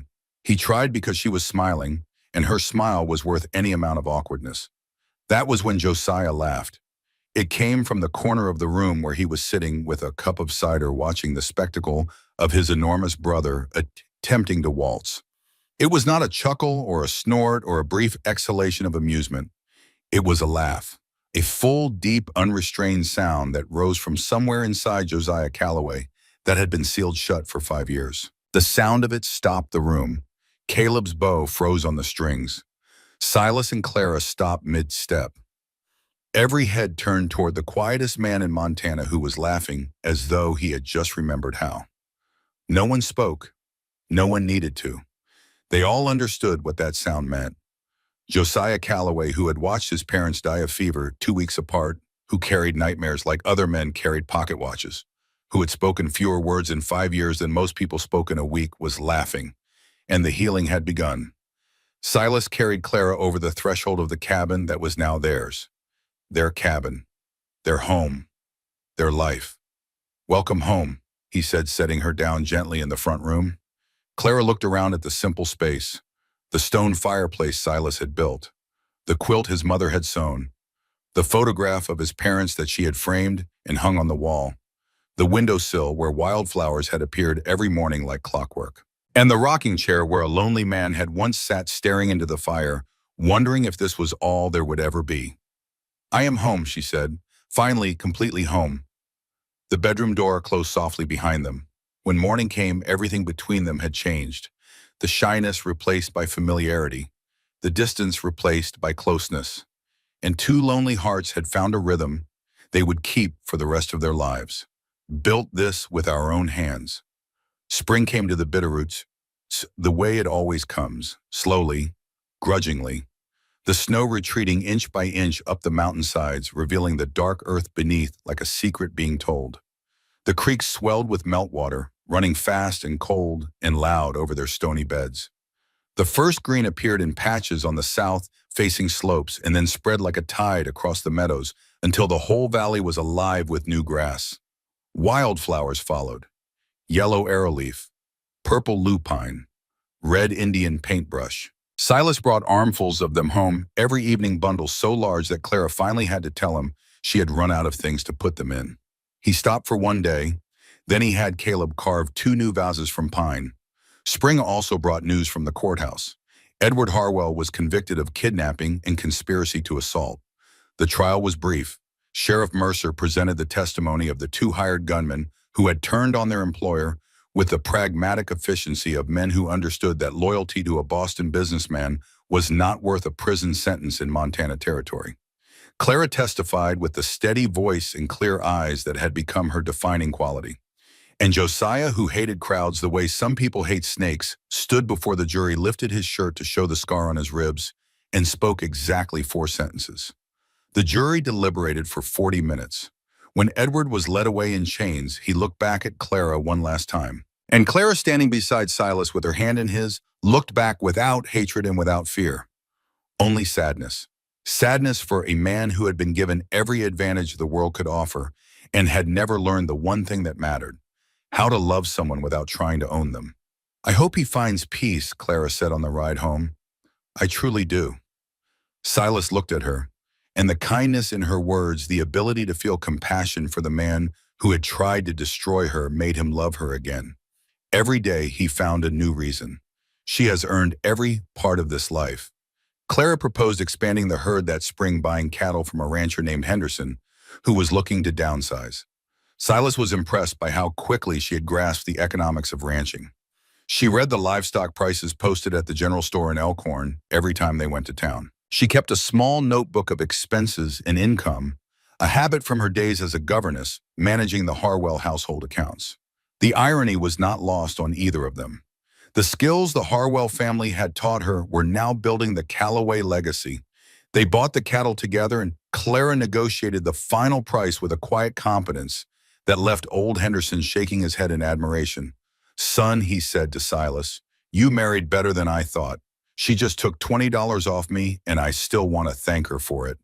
On the ride home, driving the new cattle up the mountain trail, Clara rode beside Silas on horseback. She rode well now, confident, her back straight, her hands steady on the reins. Caleb had taught her well. Silas watched her against the backdrop of snow-capped peaks and blue Montana sky and thought about the man he had been 1 year ago. Alone, desperate, firing a gun at the sky and begging God for an answer. And now he had this woman, a bigger herd, 2 healthy brothers, and the most beautiful spring he had ever seen. God had not just answered his prayer, he had answered it tenfold. By summer, Clara had started teaching. She noticed that the children of neighboring ranching families could barely read if they could read at all. The nearest school was in Elkhorn, 15 miles of mountain road away, too far for young children to travel daily. She proposed holding classes twice a week in the Callaway front room. Silas hesitated at first. The front room was his front room, and he was accustomed to its silence. But when he saw the light in Clara's eyes as she talked about teaching the same light he had fallen in love with the night she read by the fireplace, he could not refuse her anything. Parents paid in kind, venison, butter, eggs, and the most valuable currency of all on a frontier ranch labor. Neighbors helped repair fences, dig a new well, build a storage shed. The network of community that the Callaway Ranch had always lacked began to form, woven together by a woman from Boston who had arrived with nothing but a small bag and had become the thread that connected them all. In the autumn of 1879, almost exactly 1 year after Silas had fired his gun at the sky and prayed for companionship, Clara gave birth to their first child, a boy. Maggie had come to stay a week earlier. Silas paced the front room like a caged animal, his boot heels wearing a track in the floorboards. Josiah sat in his corner, cleaning his rifle, which was what Josiah did when he was worried. Caleb sat on the porch, wringing his hat in his hands until the brim was shapeless. The cry of a newborn cut through the evening air like a blade of pure light. Silas was through the bedroom door before the sound had faded. Clara lay propped against the pillows, exhausted and radiant, holding a bundle so small it seemed impossible that it could contain an entire human being. "Come meet your son," she said. Silas looked down at the tiny face, the eyes trying to focus, the fingers so small they could barely wrap around one of his. And something inside him, something that had been clenched tight since the day he dug his parents' graves in frozen ground, finally let go. They named him Samuel after Silas's father's middle name. "I prayed for companionship," Silas said that night, sitting on the edge of the bed, his infant son asleep in the crook of one massive arm, his wife leaning against his shoulder. "God gave me a family." Charlotte arrived in 1883. Blue-eyed and blonde, her mother's image with a love of books that declared itself before she could properly walk. Samuel at 4 was fascinated by his baby sister and showed a gentleness around her that reminded Clara of the way Silas handled newborn calves. In 1885, Caleb married Emily, the red-haired daughter of the Elkhorn blacksmith, a woman whose laughter could be heard from 100 yards away and whose energy matched Caleb's own the way a spark matches kindling. He cried through the entire ceremony, just as he had at Silas's wedding, and the congregation at the little Elkhorn church, now familiar with Callaway wedding traditions, passed handkerchiefs down the pews without being asked. Emily moved on to the mountain, and Caleb built a house beside the main cabin, and for the first time there were 2 lit windows on the Bitterroot slope at night, instead of one, and the isolation that had once pressed down on Silas like a physical weight lifted by half. Clara and Emily became immediate friends. The only 2 women on the mountaintop, they cooked together, sewed together, and endured the Callaway men together with a patience that bordered on the heroic. Emily brought something to Clara's life that Clara had not known she needed: the freedom to laugh without reason to be imperfect, without apology to sit on the porch and say nothing meaningful and feel perfectly content. Clara, in return, gave Emily books to read through the long winter's sharp conversation that challenged and delighted, and advice on managing Caleb when his ideas outran his judgment, which happened frequently. Then the drought came. The summer of 1886 brought no rain. The creeks that fed the ranch slowed to trickles, and the meadow grass turned yellow and brittle as paper. The cattle grew thin. The well water dropped low enough that Silas could hear the echo of his own voice when he shouted down the shaft. Samuel was 7, Charlotte was 3, and Silas, faced with the possibility of losing everything he had built, did what he had always done before Clara arrived. He shut down, he closed up, he carried it alone. He worked from before dawn until after dark. He skipped meals. He answered Clara's questions with single syllables. He sat on the porch at night not to talk, but to stare at the sky, looking for clouds that never came. The distance between them, the distance they had spent months erasing, began to widen again, and Clara could feel him retreating into the lonely fortress he had built around himself years ago, the fortress that had nearly destroyed him before she arrived. She confronted him after the children were asleep. Standing in the kitchen, her arms at her sides, her voice carrying not anger, but something more honest. "Pain. You are pushing me out. You are turning back into the man who fired his gun at the sky alone. But you are not alone anymore, Silas. You have me. Let me help. You do not understand. Then make me understand. I walked 4,000 miles alone. I nursed a man with a gunshot wound. I faced down the man who tried to own me. I am not fragile, Silas Calloway, and you know it. Silas slept on the porch that night, too stubborn to go back inside, too proud to admit she was right. But when he lay down on the hardboards, he found that Clara had already placed a blanket and a pillow there because she knew him. She knew exactly what he would do, and she had prepared for it. And that small act of understanding broke through his stubbornness more effectively than any argument could have. In the morning, he came inside and found her at the stove. She had brewed coffee and laid out a slice of bread made from the last of their flour. His cup was in its usual place. His chair was pulled out. She stood with her back to him, pretending to wash a dish that was already clean. "I am sorry," Silas said. Clara turned. "For what?" "For thinking I had to carry everything alone. For forgetting that I promised to share this life with you, all of it, not just the good parts." Clara crossed the room and placed her hand on his chest directly over his heart in the same spot where she had placed it the night he told her he loved her. "The mountain does not care," she said, "but I do." Silas bent and kissed her forehead, the gesture that had become their private ritual, more meaningful than any other kiss could be. "I am not worthy of you," he whispered. "Do not ever say that again, Silas Calloway. You are worthy of everything." They made a plan together. Sold part of the herd before prices dropped further. Diversified with chickens and pigs that needed less grazing. Took a short-term loan against the land. The plan worked. The drought broke, and the lesson stayed with them for the rest of their lives. Never fight alone when there is someone who wants to fight beside you. We will get through this. In 1887, Josiah's nightmares began to ease. He had discovered wood carving, starting with simple toys for Samuel and Charlotte, and the art became his meditation, his healing. The blade on pine, each careful stroke creating form from formlessness. Deer and bears and horses and eagles emerging from raw blocks of wood as though they had been waiting inside all along. It was Josiah's way of processing what no words could reach. He never married. Clara asked him once gently whether he ever wanted to find someone. Josiah thought for a long time before answering the way he always thought, carefully and thoroughly, as though tracking something through a deep timber. "I have a family," he said. "I have the mountain. I have wood to carve. Some men need less than that. I am one of them." Clara nodded. Not everyone required romantic love to be whole. Josiah found his completeness in the role of beloved uncle, teaching the children to read animal tracks, to identify birds by their song, to respect the wilderness that had shaped him. Benjamin was born in 1888, their third child. Joyful, mischievous, carrying Caleb's energy in a smaller package. When Benjamin was 7, he watched Caleb sell a horse at the Elkhorn market and observed with the matter-of-fact confidence of a child who does not yet know that adults are supposed to be smarter.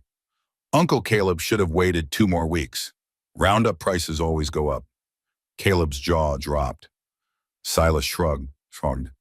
He takes after his mother.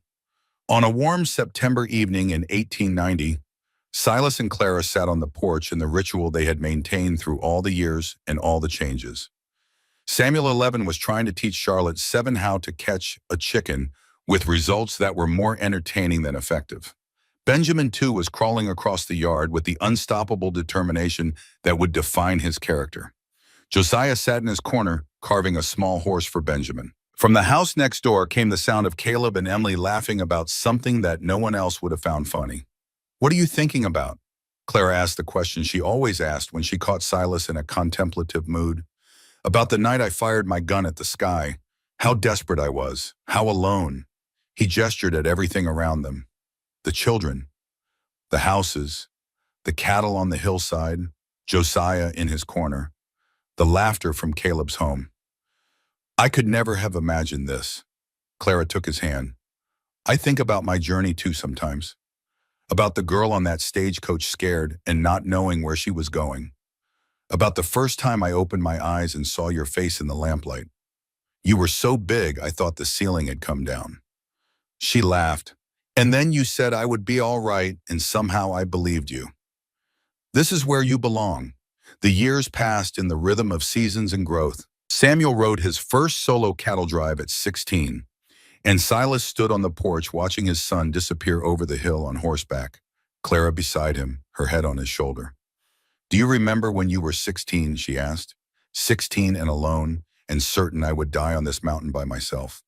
My son is 16 and loved and knows the way home. That is all the difference in the world. 20 years, 1898. A quiet dinner on the porch, just the two of them, the children grown enough to give their parents an evening alone. 20 years, Clara said. Remember the first week when you were trying so hard to keep your distance? I remember you finding wildflowers on your windowsill and pretending not to know who put them there. I remember you saying you can stay in a voice that sounded like a man trying his hardest not to hope.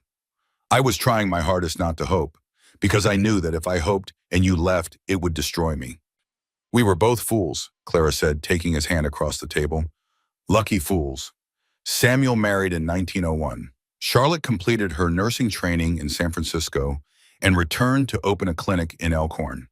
Benjamin, who had inherited his mother's head for numbers and his uncle Caleb's love of horses, began building the ranch's horse breeding operation into something that would outlast them all. Silas and Clara retired from the daily management of the ranch in 1910, turning control over to Samuel. They traveled to San Francisco to visit Charlotte, their first major journey together, since Clara had come west more than 30 years before. The city amazed them for 2 weeks and exhausted them for the same 2 weeks. I think we are definitely mountain people, Clara said on the train home. The city was lovely, but I missed the quiet, missed the horizon. Missed the porch, Silas added. Clara smiled. Every important conversation we have ever had happened on that porch. The first confession, the proposal. Every argument and every reconciliation. Every piece of good news and every piece of bad. If those porch boards could talk, they would write the thickest book in Montana, Silas finished, and they both laughed. The laughter of two people who had known each other long enough to complete each other's sentences and deeply enough to sit together in silence without needing to fill it. Emily died of pneumonia in the winter of 1912. Caleb, 56 years old, lost his smile for the first time in his life. He sat on the porch of his own house and stared at the empty chair where she used to sit, and the light that had always burned in his amber eyes dimmed to something barely visible. Silas came to sit beside him. He did not speak, did not offer platitudes or philosophy. He simply sat there shoulder to shoulder with his youngest brother and let his presence say what words could not. The way Clara had once sat beside Josiah at 3 a.m. after a nightmare. The way Josiah had sat beside Silas in the years after their parents died. The Callaways did not heal with words. They healed with presence. Winter always ends, Clara told Caleb softly one evening when she brought him supper he had not asked for. And Caleb looked up at her and recognized the words that Silas had spoken to her on a wagon ride home from Elkhorn so many years ago, words that had become part of the family's shared language, passed from person to person like a torch in the dark. He nodded. He ate the supper. And slowly over months the smile returned, smaller, sadder, but still warm. 40 years, October 1918. Silas and Clara sat on the porch in the chairs that faced west, the same direction they had always faced, watching the sunset paint the bitterroots, in shades they had seen 10,000 times and never tired of seeing. Silas was nearing 70. Clara was in her early 60s. Their hair was silver. Their faces were lined with the map of every year they had lived on this mountain. Their backs were not as straight as they once were, and the walk from the house to the barn took longer than it used to.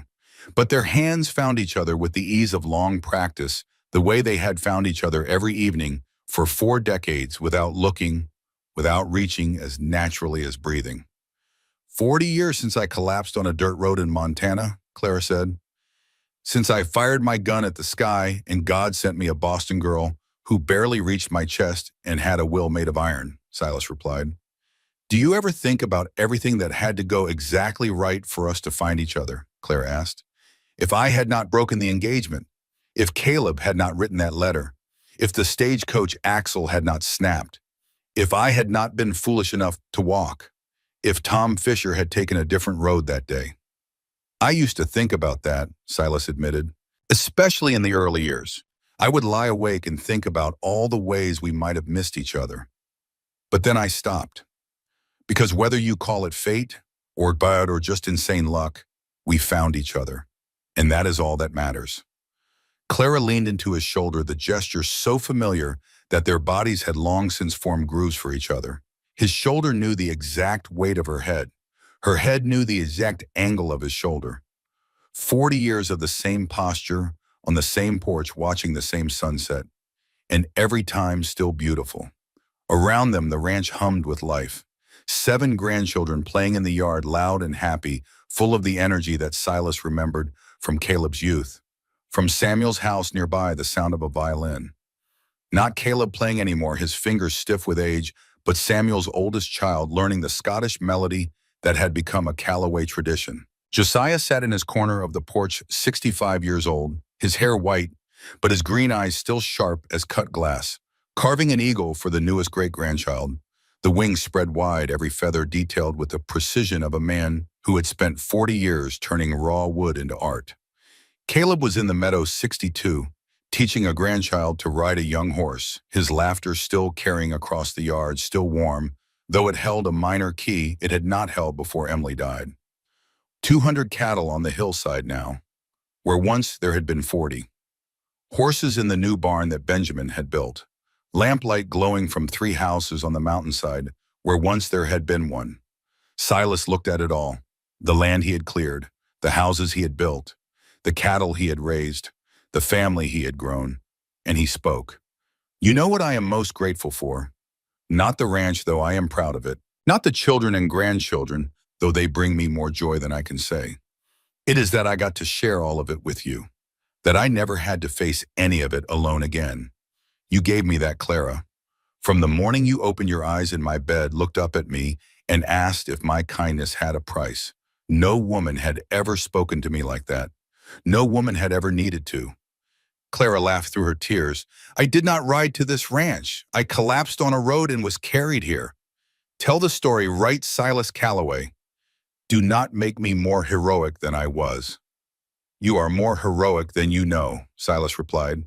And his voice, after 40 years, after winters and droughts and sleepless nights with sick children, still softened when he spoke to her, still warmed when she laughed, still changed because of her in ways that no one else on earth could cause.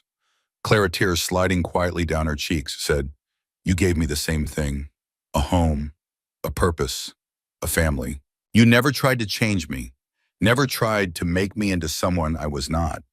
That is the greatest gift anyone can receive. Built this with our own hands. They sat in silence as the stars emerged over the Montana sky, wider than any cathedral, brighter than any city lamp, and quieter than any prayer. 2 people who had walked through an entire life together and were still here hand in hand on the porch they had built with wood and sweat and love. Clara passed away in her sleep on a spring morning in 1932. She was 76 years old. Her hand was in Silas's hand, where it had been every night for 53 years.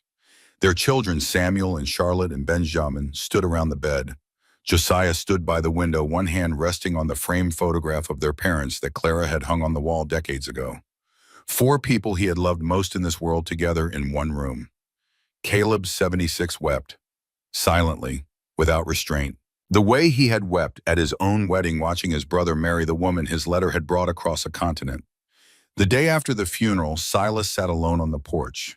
For the first time in 53 years, the chair beside him was empty. Josiah, 79, his hair pure white, but his steps still silent, came out and sat next to his brother without a word. 2 old men sitting together in the kind of silence that only a lifetime of shared experience can create. She would scold me if I sat here feeling sorry for myself, Silas said. She would scold you and make you drink coffee, Josiah replied. Silas laughed, a real laugh, because that was exactly what Clara would have done. Silas lived 3 more years.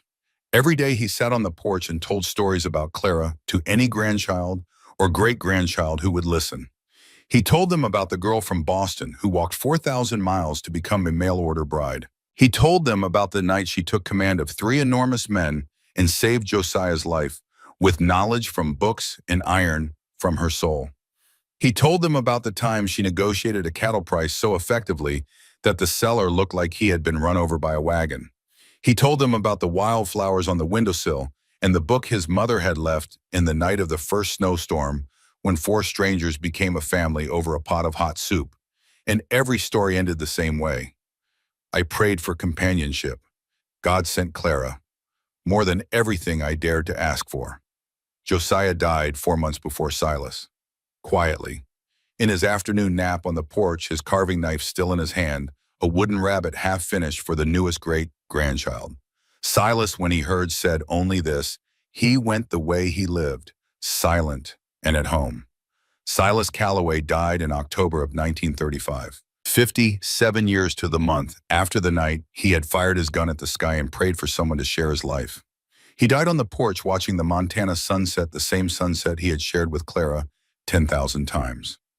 His last thought was of her smile, the first smile she had given him when she woke from the fever, weak and embarrassed and brave in a way that the whole world could not have extinguished. Caleb, the last of the brothers, held Silas's hand at the end. "Do you remember the letter I wrote?" Caleb said. "I wrote, 'If that is good enough for you, then you are good enough for us.' I did not know then that I was writing the truest thing I would ever write." Silas squeezed his brother's hand gently, once, and then let go. Caleb lived to 88, passing in 1944, and until his final breath, he told the story.